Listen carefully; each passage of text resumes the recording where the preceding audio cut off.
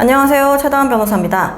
오늘은 사람에 대한 처벌이다 보니까 그 처벌을 받는 사람에 대한 특징에 대해서 어떤 목표를 가지고 사건에 임하는 게 좋을지에 대해서 간단하게 설명을 드리려고 해요. 굉장히 경한 성범죄라고 하더라도 취업 제한이 붙을 수가 있거든요.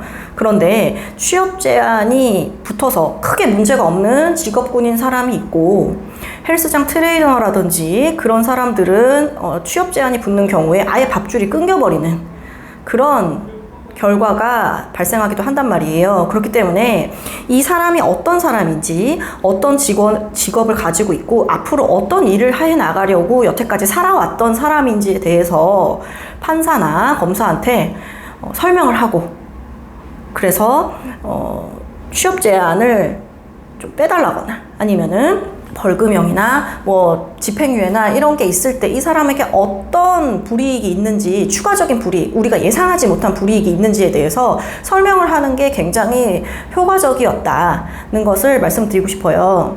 그래서 항상 변호인이랑 나는 어떤 사람이에요 라는 것을 얘기를 하면서 공감을 해야 되고, 그래서 변호인은 이 사람한테는 이런 처벌이 붙거나 이런 조건이 붙어버리면 문제가 발생할 수 있구나, 아니면 특별히 문제가 발생하지는 않겠구나 라는 것을 파악해서 대응하게 됩니다. 대응하는 게 바람직할 수 있죠.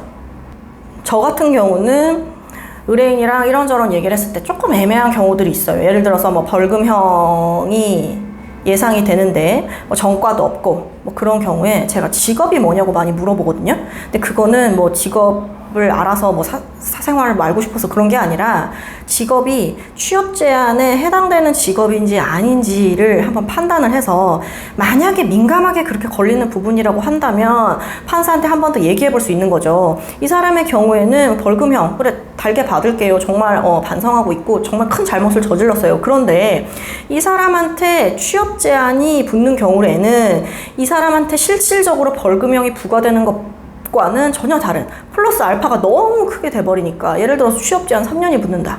그렇게 돼버리면 이 사람 3년치 연봉이 그냥 다 날아가는 거잖아요.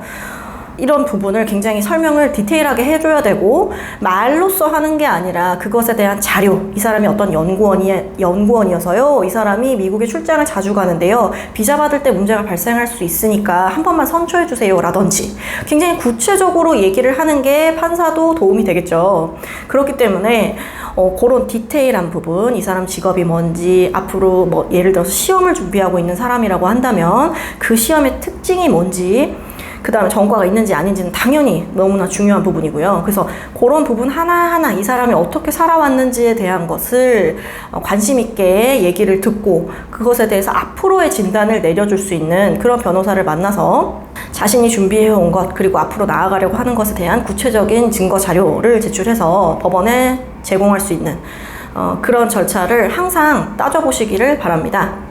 사람이 잘못할 수는 있지만 그걸로 앞으로의 인생이 송두리째 날아갈 수는 없는 거잖아요. 법원도 그런 걸 원하지는 않거든요. 제가 말씀드리는 건 경미한 범죄일 때입니다.